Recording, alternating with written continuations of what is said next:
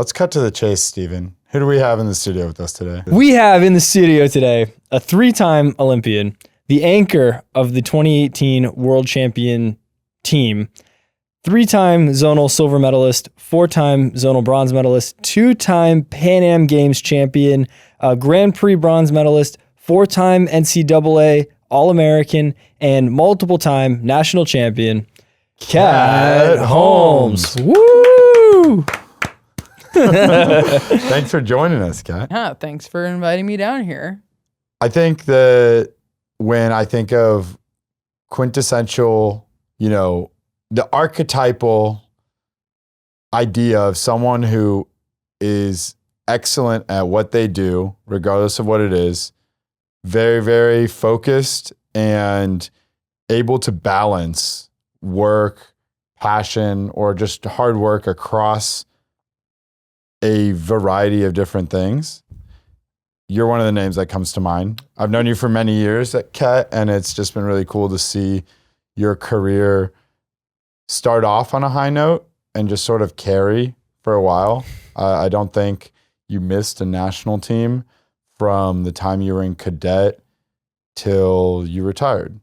And that is incredibly impressive across any weapon, any sport, any event in fencing, but even more impressive in our wonderful, super inconsistent, wonky world of epee.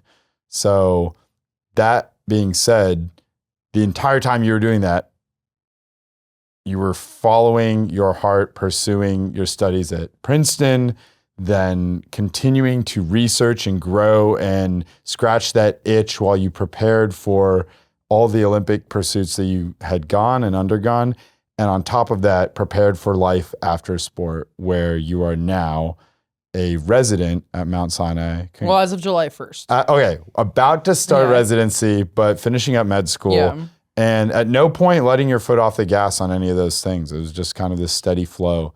And that can't be overlooked. That's something that's incredibly impressive, and it's just really exciting to have you in here. You're someone who we talked to about being on here early on in the process, and just like anything in adult life, it ended up being like, okay, well, we'll talk again in a month. Oh, are you free? Oh, yeah. And then we kind of fell off the ball, and then here we are, and finally, you're on the show.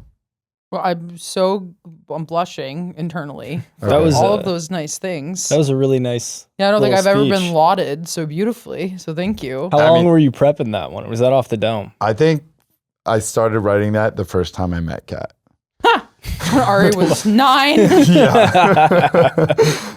Look, Kat was a friend of Alliance Fencing Academy. I've actually known Kat for very many years. And when Kat said she had to deal with annoying Ari at a young age, that is true. Kat's known me since I was really annoying. Yeah. Now, he's only a tiny bit. Yeah, annoying. now it's just like... I think you're maybe just the amount of time you spend with him is less now. Maybe. That is also that's probably also- a factor. also that probably plays super into true. this. Anyways, this episode's about you, not me. So, Welcome to the Ari Simmons Show. Yeah, thank you. But yeah, so after that wonderful introduction, the way we just like to get into it is tell us your story. Why fencing, how fencing, where did it all start? Yeah. And we can kind of run through that, and then we'll have additional questions for you along the way. All right. So, I think surprised to no one, I was a very big nerd growing up. I played a lot of other sports very unwell. But I loved reading books about medieval times and sword fighting. And I was like, Mom, Dad, I really want to sword fight. Okay. Great. And so my mom found a class at the Chevy Chase Community Center in Washington, D.C. It was a DC Parks and Rec program. It was $100 for a year. So best activity ever. Go do it. But I just loved it. From day one.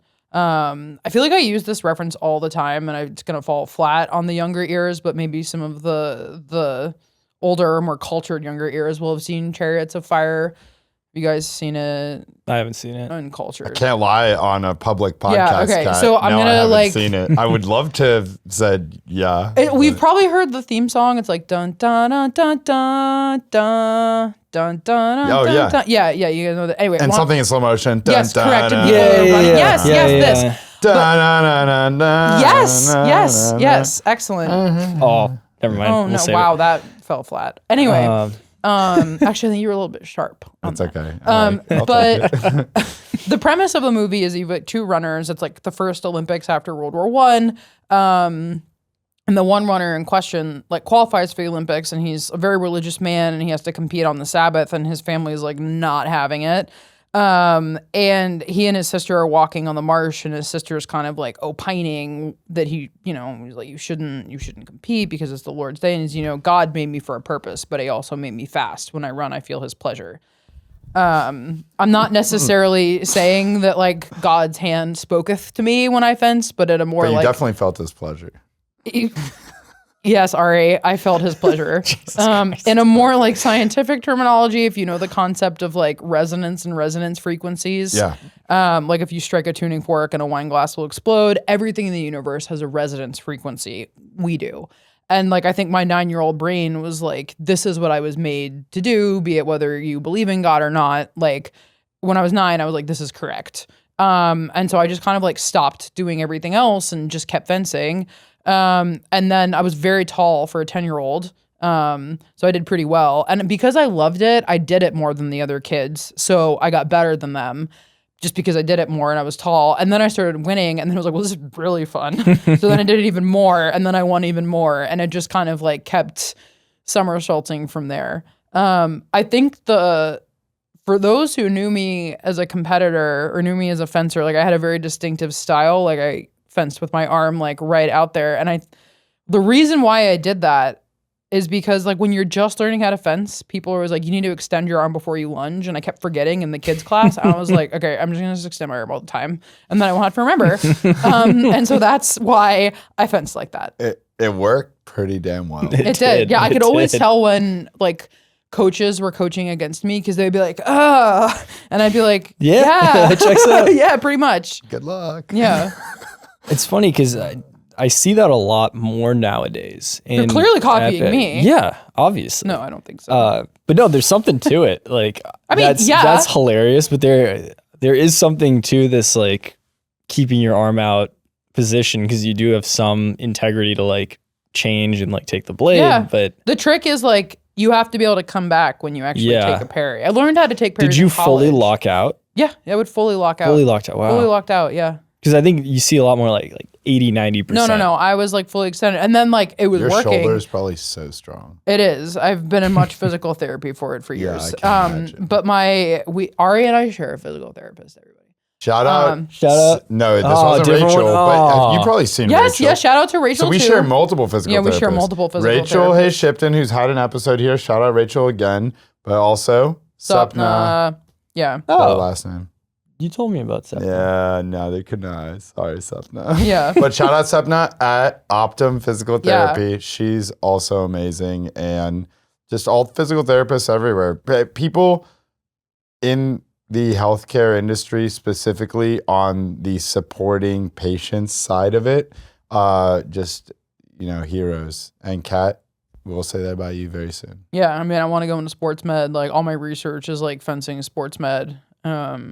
So my goal is to like be somebody who actually focuses on treating fencers. Yeah. So Cat taped my shoulder at a neck, so I'm gonna go ahead and say it. You are a hero. Was it You're a good already tape? a hero in my book. I don't know. Wonderful. Yeah, it was the best tape you ever had. Best tape I ever had. Best tape you ever I had. can't wait to see you at a NAC. Yeah, I've been at them. I can't wait to see you the next time Okay. you go. There we go. Sorry, let's make that clear. Yeah. Anyways, back to your story. Back to my story. Yeah. Yeah, I mean, I guess it just kind of went off from there. I mean, when I was a little kid, like, I don't know, like watching sports on TV, and I remember my mom being like, you're never going to play sports in college because it's going to detract from your studies. And then, like, clearly it was like, okay, fine, like, obviously, like, fencing is going to help you get into college. So, by all means. So then I went to Princeton, and she was like, but you're never going to take time off from school. Like, it's like all studies focused. And then by the time it came for the Rio Olympics, it was like very clear that like I was in a strong contention. So like, all right, well, obviously I'm taking time off.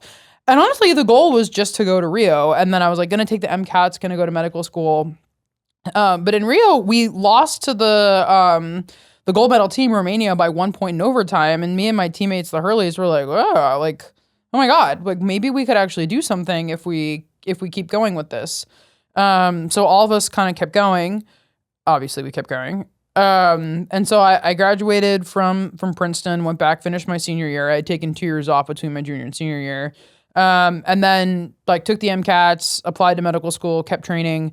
And then the original year of qualification for Tokyo, I was applying to medical school and like qualifying at the same time, which was like also very challenging because you have to now it's different because they do all Zoom interviews, but I had to like fly and travel to med school interviews and fly and travel to competitions. It was like a whole thing. And I wanted to go to Sinai, Mount Sinai, where I went to med school and I'm going to do my residency because it's USA Fencing's partner hospital. And so I was in Budapest for like the second to last Grand Prix when I found out I got into med school. So I was like, yay, like I'm going to med school. I'm going to where I wanted to go to med school. I'm done. And then the next day they were like, pandemic, tournaments canceled, Olympics canceled. Don't know what's going to happen. And so is very much in limbo. But at that point we had one more World Cup left. Didn't really know when the Olympics were going to happen. I was like, there's no way. I don't know. I can't start med school because what if the Olympics are like in the spring they were talking about? So I deferred med school for a year, basically trained in my coach's Zoltan's basement. And then finished qualification, went to Tokyo. Going into Tokyo, I think we had won the 2018 World Championships. We'd been like top 3 through 1 in the world for a long time. We're really hopeful to win gold, at least a medal. And for a variety of circumstances, that didn't happen. And I think I felt like I didn't want to leave fencing on that note. I was like, I think if I retire now, I'm really going to always end on what if. And that's one thing I always really tried in my career. I never want to have to wonder, like, what if? What if I had worked harder? What if I had done this? I really wanted to always leave it on the table. And because the Olympics had been postponed by a year, I was like, oh, it's only 3 years until the next Olympics. Like, let's see if we can do it while we're in medical school. And Lee Kiefer and Garrick Meinhardt had balanced the first 2 years of medical school. So I was like, okay, like, let's see if I can do this. And by the time I realized how awful it was, I was like too far in because basically I came back from Tokyo, started med school 3 days later. And then like, because everything was so compressed, like started training and competing right off the bat. I will say that medical school and qualifying for the Olympics was like the hardest. I can't honestly imagine anything harder. I didn't sleep for 2 years. Like, I mean, you guys remember I was like studying like at World Cups, like various teams started like bringing me snacks because they were just like, you're so amusing. Like you always study even in between DEs. And I was like, you're glad you're amused. I was like, glad you're amused. But then, yeah, like qualify for Paris. Like I knew that I was going to retire after Paris no matter what. Like, cause I wanted to start making some money, finally finish school. But like going into Paris, I knew that it was going to be my last event. And I really feel like because of that, I made the most of it. And like I had, I cried a lot. Like I was very, very sad when I retired. But my last bout, I was anchoring against Egypt for the 7th or 8th place. Also, we like won. So like I know it was only 7th place, but like I can say that I finished my career with a win at the Olympics. But like I remember like I finished and like I was going up for that bout and I was crying already. And the girl who I was fencing, the Egyptian, was like, "Why are you crying?" I was like, "This is my last match ever." And she was like, "Can I hug?" Talked before the bout? Because I was like clearly crying, and I think she was like, "Oh, like, are you okay? Are you okay? Hurt? Like, are you just like really upset that you didn't medal? Like, what's going on? Like you're winning this bout, like we're losing by 20, like what's happening?" And she was like, "Oh, can I hug you?" And then like I finished my match and like I knew where my family was in the stands, so I saluted them and I actually got a standing ovation from the crowd. That's awesome. Which only made me cry harder, but it was like a really great moment. And I retired. That was the last time I fenced. But now, like I said, like I want to go into sports medicine. I'm at Sinai, which is USA Fencing's partner hospital. Like I want to work with fencers. I want to better understand the nature of fencing injury, the nature of fencing biomechanics, and like kind of really help athletes out the best I can kind of from a medical perspective. So I would say like in a very large nutshell, that's my story. That's cool. That was a very concise telling of your fencing I had career. to write residency applications. So Yeah. and then we have interviews. That How checks long was your fencing career from start to finish? What year did you start? I started when I was 9, so that was 2002. 2002, and then I Like retired in 22 2024. years. Yeah, it was a long time. It was long. 22 years condensed into like 6 minutes. Or so. Yeah, Wow. there you go. Wow, good job. Yeah, thanks. You're accepted. Thanks. Yeah. No, The what? you said you practiced for No, I'm already into applications. residency, Oh, but okay. like I had my story very well like packaged. Well, we would have accepted you if that was the Thanks. first I time we heard the appreciate it. story. Absolutely. Yeah, admission Um, squad. So in that story, there had to have been a moment where you decided to go from, I like this, I'm winning, it's fun, this is enjoyable, to everything is sort of revolving around this goal. And that all in moment is something that we love to have our guests elaborate on. And sometimes it's a series of moments. It could be. No, I actually get asked about that a lot, but Yeah. the quite honest answer is that like it was just like I love this, I want to keep doing this. Like I didn't have a moment, and like I had a very fortunate career. I guess I don't know if fortunate's the word, but like I was like always ranked number 1 in whatever age group that I was competing in. So it was never like, oh, like I gotta lock in. It just was always like, oh, like I'm loving this. I'm training hard. Like I always like, I like working hard. Like even now, like since I retired, like I started running, like I run marathons, like I train. Like it's just like, I'm like a sheepdog. Like I need to be exercised. And so like I loved fencing and I like just enjoyed it. So I didn't mind doing it more. So it really was never like it never was a question that I sat down to contemplate. It was always just like, this is the next step. Like, obviously I'm going to take it. It's I don't think we've ever gotten that answer before. No, we I think haven't. that 28 episodes, I don't even know. I think this is. And some of this them are might be you and me talking to each other, this but is we've 29. had quite a few episodes and no one said that yet. So thanks for the Glad to be original. original I answer. strive. Yeah, let's go. I like it. Sorry. Went blank for a second there. I'm back. So I usually hijack the pod. Every time I look at him, he goes blank. Well, you put too much pressure on me. Dude, this is a you good exercise in dealing it's with a pressure. high stakes sport. Yeah, but I don't have to talk. All right, I'm taking over. Go for it. I bought Yeah. you time. I know you didn't have anything So either. we've participated in your career in multiple of those moments, right? As a training partner, as a team member on a world championship team representing Team USA abroad. And we've even gotten to help out with some of your studies, Yeah. you know, and helped gather other participants. And Oh yeah, I took the survey once or you twice. did, yeah, yeah. well, not just a Yeah. survay. There was some stuff at NAC, There so was we the got to do stuff lunging, there was live. the biomechanics. Yeah, it's Yeah. really, really cool. And Yeah. I'm sure that the deeper you get, the more we'll get a chance to That is do some of that. correct, yes. And it's really cool to see that passion travel off the strip as well. Let's touch on Paris a little bit, and then we can kind of work our way back. And so Paris was really intense for a lot of Team USA. We had a lot of ups, a lot of downs, a lot of crying. And I know that Women's Epee was a really strong team, a mixed team, and we missed out on those expectations. And you mentioned that happened as well in Tokyo. And Rio was a little bit more of like, oh, wow, we can actually do it. So we'll throw that one out for a sec. But the last two Olympics, it's such a huge accomplishment just to get there. And we're not trying to, this isn't a matter of consolation, but after having accomplished such a huge milestone just by getting there, having other goals that are, it's like a false peak. Then there's this other huge peak you want to get on top of. Not making that and still having to reconcile the fact that like you've done something incredible, but there was all this stuff that you knew you could have done that you didn't amount to, and you don't get another chance at it. What has that been like? Yeah. And what is it like returning to Earth and being a person and setting new goals? Yeah, I mean, I'll handle them sequentially, I suppose. Yeah. So like with Tokyo, I mean, there were so many factors Mm-hmm. that kind of went into that. I mean, the pandemic threw everything off. And then the year before the Olympics, there was a passivity rule change with the addition of the cards. We didn't have that before when we won world championships, and we really used the old passivity rule very, very well. And then the year of the Olympics, they went and changed. And so I think that really upset our strategy a bit. And then you throw the pandemic in there, and like everybody had different training situations, not just in the US, but around the world. Everybody had different levels of preparation going into that games that was not how it otherwise would have been.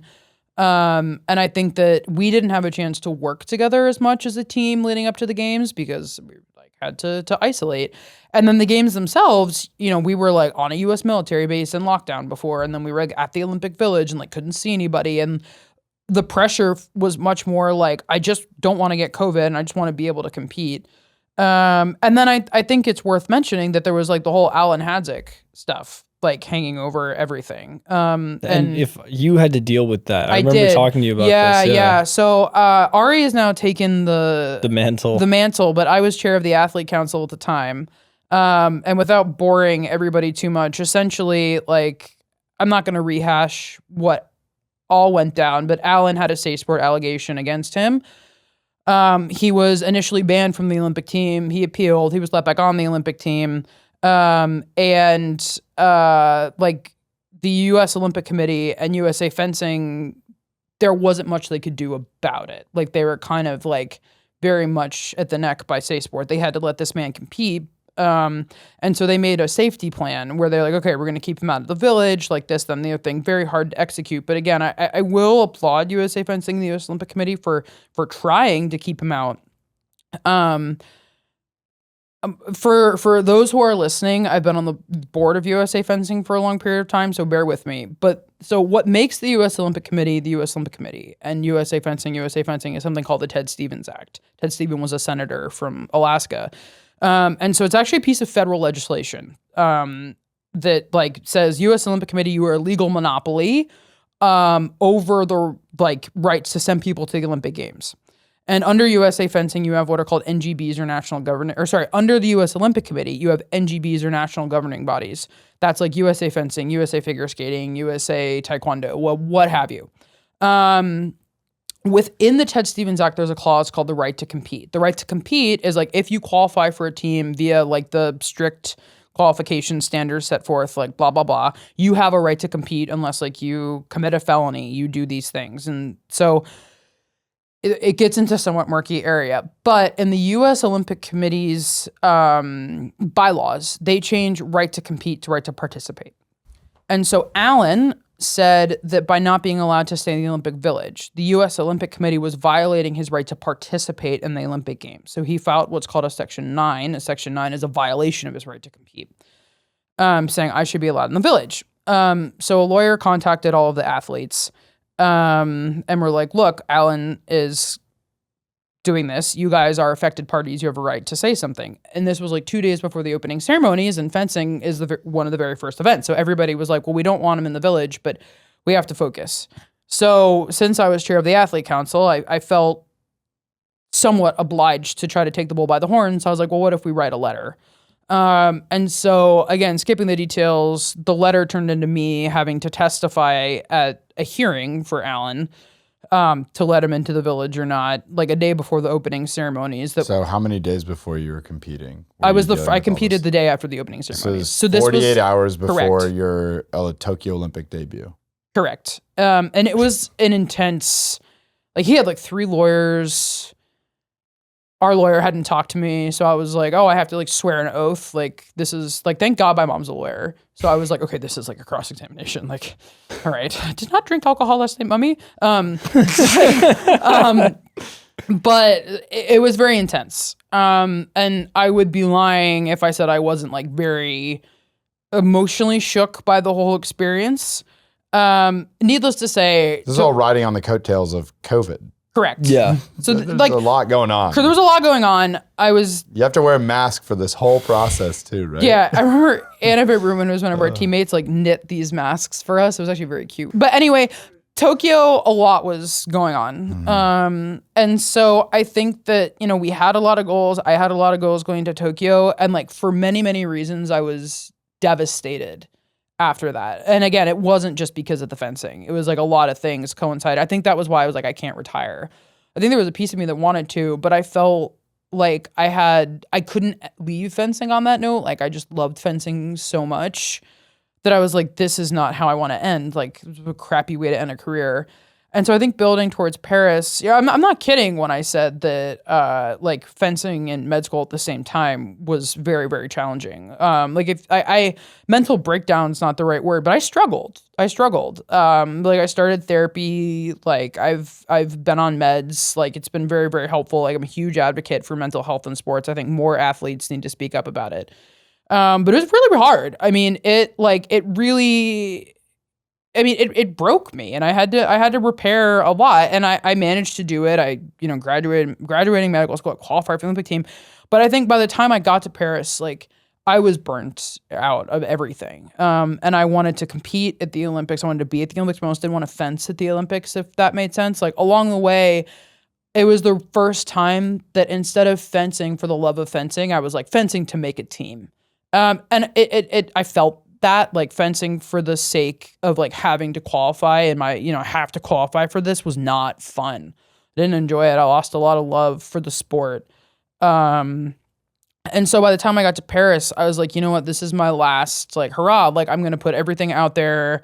I'm going to really enjoy it. And we'd had a lot of ups and downs as a women's épée team, like over the course of that quad. Like we certainly had a chance to medal, but I knew that the chances were not super high. And we didn't. And like, I was upset, but I think at that point I'd had enough perspective to be like, this one moment does not define my career. I've been on so many teams. I've done so many things. Like this one moment, like, I don't have an Olympic medal. Do I want one? Yes. Would I like to be an Olympic champion? Obviously. But I think, the body of my career more speaks to the heart and soul that I put into it. And so, I mean, I came back from Paris and then started, my medical school rotations 3 days later. So kind of the same story. But I think that like fencing in so many ways has shaped my life, the trajectory of my life. Like it's not just, me on the strip, but, I've been very involved in USA fencing, chair of the athlete council. I've been on the board. And I it's so much a part of my life, even still, even though I haven't fenced since Paris. So I don't really have any regrets about my career at all. I wouldn't redo medical school and fencing at the same time. One time was enough, but I don't regret that I did it. I think I came out learning a lot about myself, and like actually with my feet more firmly planted on the ground than ever. Thanks for sharing. Hey, there we go. Yeah. Plant those feet. Going back even further, you touched on how that Rio Olympics and sitting there with the team being like, oh, we actually, we can adjust and we can really make a run for this. And then fast forward to 2018 when you won the world championship. What were the changes that took place? How did you guys level up, actually execute that level up and like succeed in that way? So going into Rio, we had never beaten Romania. They ended up winning Olympic gold. Like I remember we were fencing them at the last World Cup before the Olympics. We were in Buenos Aires, and we were going into the anchor bout 40-11, and we were like, let's just get to 20. And we were like laughing because it was just, and like for Bronza or Popescu, for those who have followed fencing for a while, was like backflicking Courtney, and she was like losing her mind, which was kind of funny, but kind of not. Backflicking a woman's épée is pretty crazy. Yeah. Yeah, I mean, it's like getting. It wasn't even a backflip. Repeatedly. Like it was like I will give like she was a gorgeous fencer and like she knew how to get in people's heads, but she would like jump over Courtney and like backflick her. It was like it was something. Anyway, but before Rio, we did like a lot of work. Like we were all in Houston. We fenced you a lot, and we won't curse on public podcasting. You can if you want. You can. Steven curses all the time. Oh, that makes me feel better. Fuck it. But we can cut that part out. Okay. Do as you will. But anyway, we did a lot of video review, like really focused. We did a lot about simulations, and we went in, like I said, we only lost in overtime to Romania. And we were like, oh, wow, like that really worked. Like that was amazing. Focused preparation. And so I think we played around with a lot of different bout orders. And Courtney was really burnt out of being anchored. Like she'd anchored that team forever. And she just didn't want to do it anymore. Kelly never really wanted to anchor, bless her soul. She would do it. And she would be like, I just don't like it, but okay. She tried so hard. And so finally Andre was like, fine, you try. And so I had a lot of apprehensions about anchoring because at Junior Worlds, my Santuccio bout? Yeah, Santuccio bout. No. Oh, it was the worst bout of my career. My last year of juniors. What year was this? 2013 Porridge. Yeah. I was cheering so hard from the stands. I like froze. It was so like I went into the anchor bout up by 6 against Italy for bronze medal, and I got outscored like 20-1. Like it was brutal. Like it was just That's like rough. It was rough. It was the roughest. That was probably like in terms of like actual fencing, the roughest bout, the roughest moment of my career. And so everybody was like, "Don't worry, you'll never have to anchor again." After that, I was like, "Oh, thank God." And then Andre was like, I think he had been there, and Andre saw me get terrorized, but was like, you try. And then we started winning a lot of shit. And so I think Courtney was very relaxed because she wasn't in that like really stressed position. And Kelly was set up, and Kelly and I just had great communication. Like Kelly, like if I needed 2 points, Kelly was like, I got you. And we'd just go do it. Like I didn't even need to watch. Like I just like trusted her so implicitly. And then I think that I had grown in like the, 5 years between the Santuccio bout. And I just like was like, I'm going to practice being an anchor every single day, every single bout. And I'll give Andre credit, might have beef with the man now. But like Andre and Sebastian just worked with me. And I think that like, I was never individual world champion, never won a team medal, but I think at one point I probably was the best anchor in the world for like a little minute. And like that Worlds that you guys won, you were the best anchor.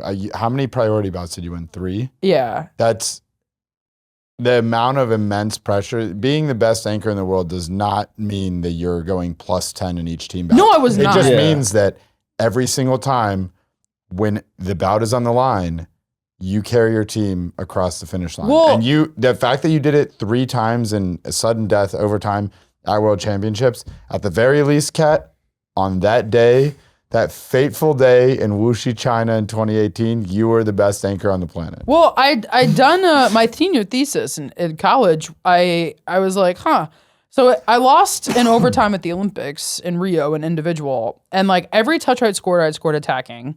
And every time I got hit, I was defending. I lost in overtime, and I was like, I should attack. And then I defended, and I lost. And I was like, So I was like, well, what is the optimal action in fencing? And so like I watched many, many, many, many overtime bouts. Thank you, David Blake. And it turns out that like if you look at one-shot situations, like attacking will score 60% of the time as opposed to defending.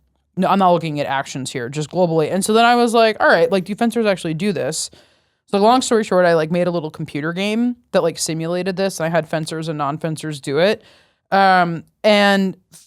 Like each game had a rule. It was like you were fencing an opponent, and you could choose to attack or defend. And like in different games, you were like awarded more or less points depending on the rule. And the rule was always trying to get you to attack a certain amount. And fencers did not learn the rule as readily as non-fencers. Supposedly because they come in with biases they learn from fencing. Saber fencers actually didn't count. They just like attacked. Yeah. But so I was like, okay, like I have this bias to not attack because there's this theory in behavioral economics that losses loom larger than gains. So like if I have a coffee cup, games. Games. But if I have a coffee cup and like I have this coffee cup, I'm like, whatever, I have a coffee cup, but then you take the coffee cup from me, I'm like, whoa.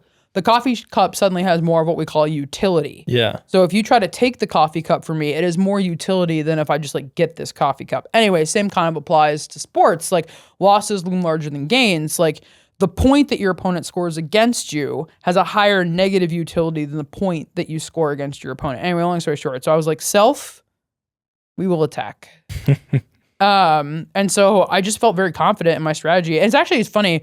Like I was so much calmer fencing those bouts, and I watched them in hindsight, and I know what happens. Like I know I win. I'm like so nervous, but like, I remember especially in that bout against Korea, I fenced this chick named Choi to win the world title, and I was like, oh, I'm gonna win.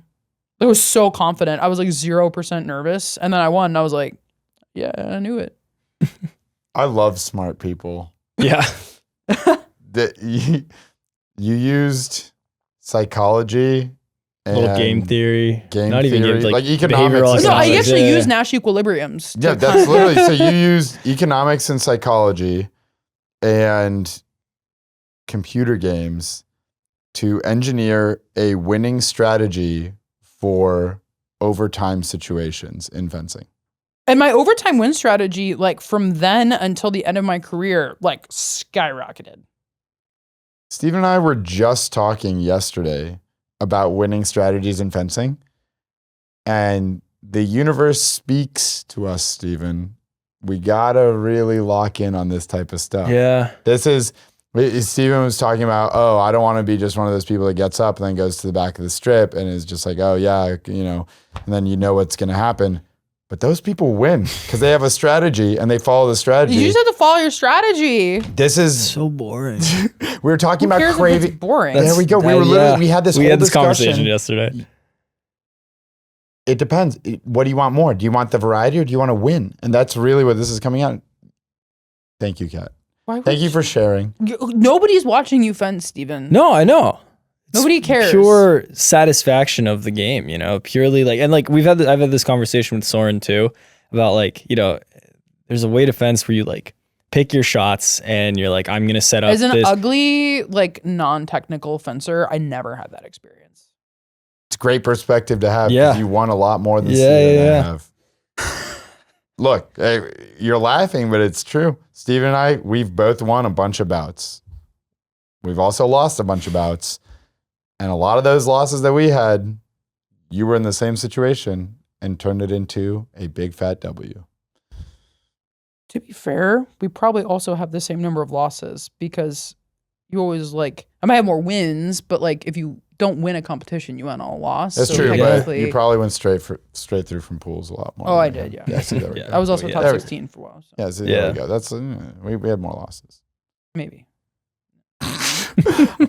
But yours weighed much more heavily on you because of the same psychological stuff we just talked about. Even though it's all a loss, but the negative utility from those losses probably weighed much more heavily. There's more at stake.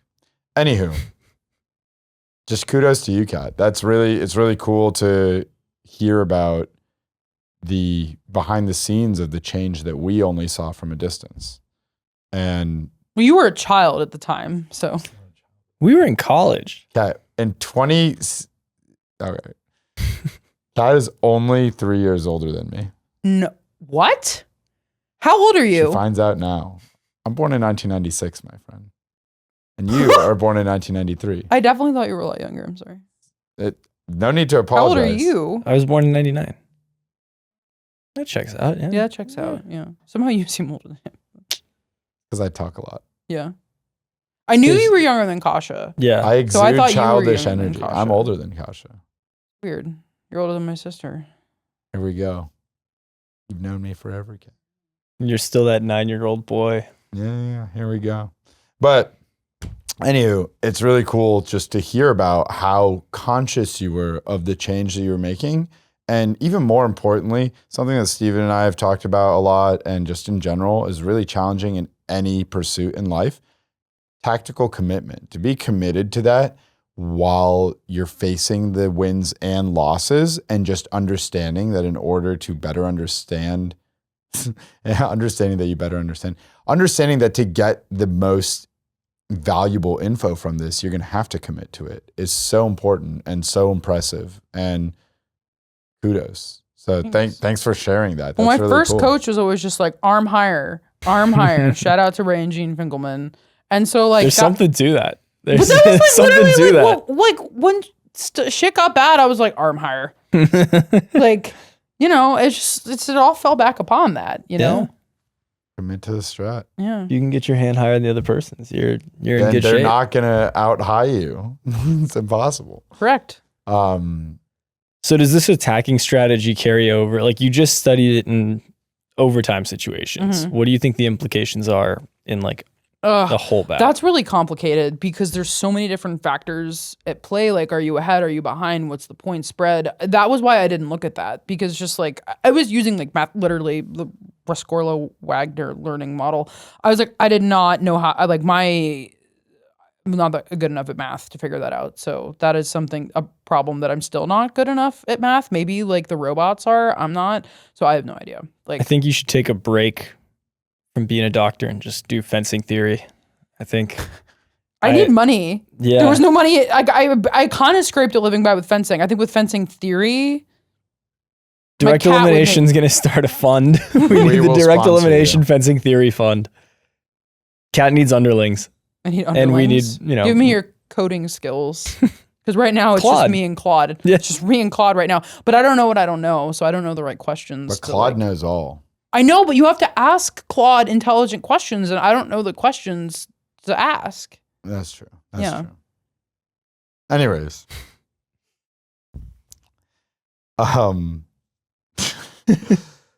Thanks for sharing. Yeah. All of that. I think it's really cool to see how analytical you were about your journey. And all the while, during that time that you were so focused on making these changes based on data, you were still just enjoying the sport. That was before this, perceived burnout started to kick in. And it's really awesome to hear about how balanced that was. Do you think that pursuing it from that data perspective, given what's happened in the rest of your life from an academic view and whatnot, do you think that helped keep the fire ignited? Because it allowed you to approach the problem in a different I mean, I think I was always curious about like optimizing performance. It's something that has not been studied in fencing. You look at a lot of other sports, swimming, track and field, like there's so many papers published about optimizing performance and optimizing training. Like there's actually like prescribed workouts. Like now that I'm running, like even I like mile repeats or like there's something called like the Fartlek or Fartleks. Fartleks. Yeah, like you know what Swedish I mean? Finnish for speed play. Sure, yeah, speed play. But we've heard of them. Like for fencing, there's drills that you and I do, whatever. But there's really been no work really on optimizing performance. And I think it's hard because Aladar's entire army takes offense to that. Sorry, Aladar's army. James Call, Dylan Nolner, you can come talk to me. But there's been very little scientific published work about optimizing performance in fencing. And it's hard because it's an open sport. It's so uncontrollable. Like what you do, what your opponent does. Like I think fencing's a great sport in that sense that like as much as I like running now, I was never going to go to the Olympics for running. Even if I popped out of the womb and my parents were like, you were born to run, like I was not. You weren't at the right frequency. I was born for feed, not speed. Like this, it's just impossible. Well, with fencing, I think it's a sport that really anybody could succeed at given the right situation, circumstance, and work ethic.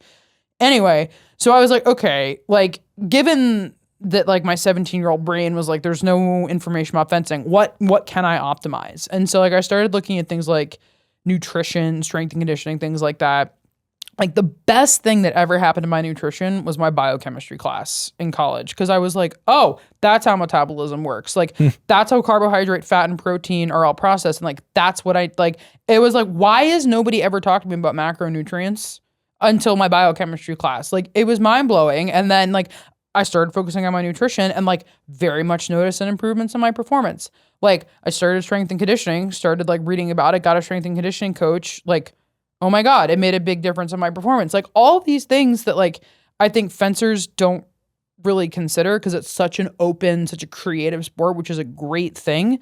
But like, there are very tangible things that you could do. So then like kind of as I was along my journey, my mind started moving to like, well, how can we improve fencing itself? And like, I'm not one that's going to sit here and be like, I've done drills. I can talk about drills. But in terms of like biomechanic health, in terms of like the little bit of like math that I can apply, like what can I do and what can I understand? And so, it kind of started out with that thesis project. And then I think as I was kind of moving into a more medical space, like how does the sport, and before I could even start answering these questions, I need to understand like how does what are the biomechanics of the sport? Like, it's actually shocking how little. There's like a review paper out there. It was published, I think in 2021, that kind of like pulled like 20 or so, and 20 is loose because they included some stuff in there that I'm not sure necessarily checking about, whatever. They looked at the biomechanics of the sport. Most of it's just about the lunge and about lunge performance, which is great. It's super important. But, I'm in physical therapy now because I have 2 herniated discs and a torn disc because I was like cantilevered forward and my pelvis was this way. Like, why is that? Is it actually sport specific? Does it help the sport? I don't know. And so, like, a couple summers ago, I forced you guys to participate. Thank you. I worked with Ohio State University. They have this really cool markerless motion capture setup, and captured like different fencing actions, not just footwork, but also blade work. And I actually just went out to the Mayo Clinic with a former fencer who went to Sinai and is now a plastics hand fellow at Mayo. So I was out at Mayo doing a biomechanics of the hand and wrist study with her to try to understand like the basic motions of our joints when we fence. And so like, because it's fencing sports med, there's not really any funding for it. So I've been like teaching myself all this stuff, which is taking a while, but finally actually hoping to publish this paper also on lunge biomechanics. But I didn't just look at the knee and the hip like everybody else. Like I also looked at the pelvis. Like I also looked at the ankle. I looked at men and women across this. So I guess it was like, from your Div 3 fencers to your Olympic level fencers. And so looked at like a bunch of different variables and like found a lot of really interesting things. Like there's a reason that foil fencers tend to injure their hip a lot more. A lot of them have like those like labral issues. It's because of the way they sit in the on guard and then lunge and recover.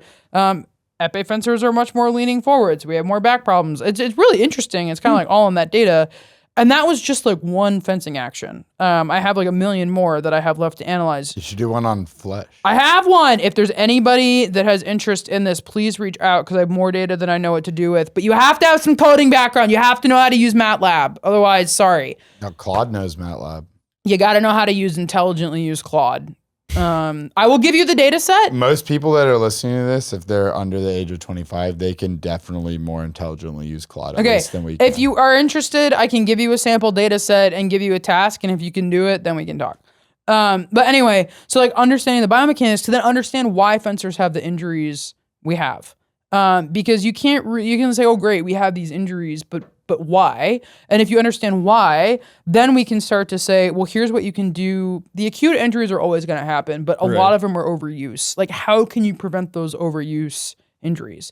Then once you talk about injury prevention, then you can use, well, okay, like if we're looking at these biomechanics, like this is like what Garrick Meinhardt does, and this is what a 12-year-old child does. Like Garrick Meinhardt moves differently than the child, but what is it about Garrick? Like if we average all of the top fencers, how are they moving differently compared to the beginner fencers? What makes them more efficient? What makes them good? And you can say, these are the mechanical properties of a good lunge, more efficient lunge. Again, there's room for creativity in fencing. Weird things work. I worked. But like if you're trying to look at mechanical efficiency, you can say, these are the muscle groups you should train and the way that you should lunge.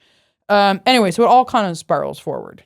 It's awesome. I love it. I love this kind of stuff. I'm not smart enough to like actually, do anything with it or understand it, do it, but I love it. And it started just like healing one injury, just fixing my mechanics a little bit. Yeah. And I was like, this is awesome. We need more of this. Yeah. So I will be eagerly watching and waiting. Well, that's good because I'm going to have a lot of upcoming studies so you can participate. That's how you can try and apply my NYAC basement. Yeah. I'm going to. We consent. Yeah. Great. On behalf of the entire club. Thank you. It's really awesome to see how your passion has carried over into serving the sport without you ever having to fence again. And that's probably really cathartic. It is. Yeah. Quite. Good on you. Yeah. I hope there's a whole generation of biomechanically efficient fencers with their arms out like this. Me too. That was not biomechanically efficient, I will say from the get-go. We don't know yet. It's true. The studies are inconclusive. I haven't done that study yet, but I have a hunch. Until you do the study, though. I have the data. I just need to like actually look at it. Fair, it's hard. It's a lot of data. Fair. Anyways, that brings us to our final and most awesome segment. So at that World Championships where you anchored our team to a historic gold medal, you won 3 crucial matches in overtime. Well, one technically wasn't overtime. It was by 1 point. Really? But in all Okay. 3 of them, I came from behind. So in all 3 of those matches, in order to win, we needed to score a lot of single lights. Mm-hmm. And in order to score a single light, as you're very well aware, you need to be decisive, committed, no doubts, and follow through. Mm. So that's what this next segment is all about. It's called Okay. One Light Answers. Okay. And the first answer that pops into your head, you just have to let it rip. Yeah. All right? Okay. Similarly to a priority bout with Korea at World Championships. Okay. All right? Steven, take us away. 2 favorite fencers all time. Popescu, definitely number 1. Beautiful. So beautiful. Isabel Datella. Oh, she is coming in for an interview tomorrow. Foreshadowing. Yeah. Wow. Did you guys talk? No, he told me. Oh, okay, cool. But I did text her being like, you didn't tell me you were coming to the city. Shout out Isabel Datella. Favorite place, favorite city or place that you've gone to for fencing? Budapest. Okay, Good answer. common answer. What was in your equipment bag that probably shouldn't have been? I feel like I had a lot of stuff that other people should have had in their equipment bag that was in my equipment bag. Because you stole it all? No, I had like a full-on armory kit. Like I had extra shoelaces. Like I don't think there was actually anything in there. It was like a very utilitarian fencing bag. All right. Yeah. Hardest fencing bout that you've ever fenced? I mean, we talked about this. It was like my bout with Santuccio. Like, and then That's like true. every bout with her that I ever fenced for the rest of my career. Did you ever get revenge? I did, yeah. Not go. well. Actually, I one time. So I was fencing her in Budapest, actually, to make the 4 at a Grand Prix. I was down by 1 touch with like 2 seconds left. And I like launched myself off the line. And to her credit, all girl did was extend her hand. But oh my god, I hit my head so hard on her bell guard that I gave myself like a huge concussion. I did not score. She scored, but I thought I had scored in 1, even though I was down 1. So the best I could have done was tie. But I was like, I won, and they were like, no. And I was like, I won. And like she and her coach came out and were like, Holmes. I was like, I won. And the ref was like, medical. Medical. Okay. That's awesome. How did it feel to find out you didn't win? We're pretty demoralized. Yeah, jeez. Okay. So if you were down in an anchor bout and you scored 4 touches defending, would you still, and scored 4 to tie it up defending, would you still attack at tied 44-44? I mean, it depended on what they were doing. Like, fencing is very situational. This is why one solution does not apply at all. However, if you do the same thing 4 times in a row, unless your opponent's like pretty dumb, they're probably going to try to change it up. So at least probably like feint attack or something. I just wanted to test the theory Yeah, of no, the the strategy. theory doesn't always hold. Like, that's the thing Okay. about fencing. It's like it's like an open sport. It's very complex. And that's where you have to make the decision. Yeah. Key. All right. So during your time at the New York Athletic Club, you mentioned that you're very into strength and conditioning. You're one of the stronger, if not strongest, women's epeists around. Is there a member of the New York Athletic Club team on the men's epee side that you absolutely know you could dominate in an arm wrestling match? And James Call. Oh, yeah. Okay. Didn't even need to finish the question. I was going to add a clarification. You can't say all of them. you got one of them. Okay. What was your best lift? I deadlifted 450 pounds. Nice. That is so awesome. And do you have any more, Steven? Because I don't. I didn't prepare any more. Do you have any fun ones off the top of your head? Yeah. Go for it. Yeah. Okay. I'm curious what you think is fun. All right. I fold. I didn't have anything. I thought I had something. What Do was you? what was the best piece of fencing advice you ever got? Arm higher. I love it. that. I love Arm it. I like that. And I think that's it. Final question. What's your favorite piece of Prior equipment? Actually, I wore Prier for like my whole childhood. That was like what my club had. Mm-hmm. So the Prier mask, I was a big fan. Nice. Hey. But I love Leon Paul forever until the end. Yeah, that's fair too. Fair That's too. fair too. Well, Kat, thank you. Well, Ari, Steven. This is awesome. We knew because of existing relationships and banter that this was going to be fun, but you knocked it out of the park. You killed it. I think your quick wit and your eagerness to just dive into your story and a lot of the details that you shared, whether it was painful, fun, strategy oriented, I think that will really benefit the people listening. And Steve and I don't want to speak for Steven. I really enjoyed it, and it was cool to hear you share. So thank you. Yeah, no, I really enjoyed it as well. I really enjoyed feeling dumb. That was a good feeling. I did not intend to. No. It's good. You never. We're not speaking you don't want ill to of be ourselves. We're propping you up. Yeah. Okay. Not that you need it. Don't You're take already up yourselves there. down when you prop other people up. You can prop other people up. We can lift each other. Up together. I mean it when I say it. If there are any very wealthy people that are listening to this podcast and they would like to donate a huge sum of money to fund fencing theory research, I have found our head researcher, and we would love to take this off the ground. So feel free to reach out at Direct Elimination on Instagram. Hey, we're right here. But yeah, no, thank you so much for running through your career, for opening up about some of the challenging moments, some of the moments that, other people, just speaking from experience of doing this, would have avoided. Yeah. That was really powerful stuff. You're the first one to really bring up controversy, and we thank you for it. Yeah. Yes. But really an amazing career. It was a pleasure to watch and to be a very, very small part of, and congratulations on everything. Thanks, Congratulations on July 1st. Enjoy your time I'm gonna until become then. a doctor on Cinco de Mayo. Let's Oh go. yeah. Early congratulations Thank you. for Cinco de Mayo. Then but- see, before you would have had to have called me Dr. Holmes if we'd done this podcast Yeah. after. We'll do a follow-up with Dr. Holmes. But Kat, thank you so much for coming on to Direct Elimination. Thanks, guys. Oh, high fives. All right.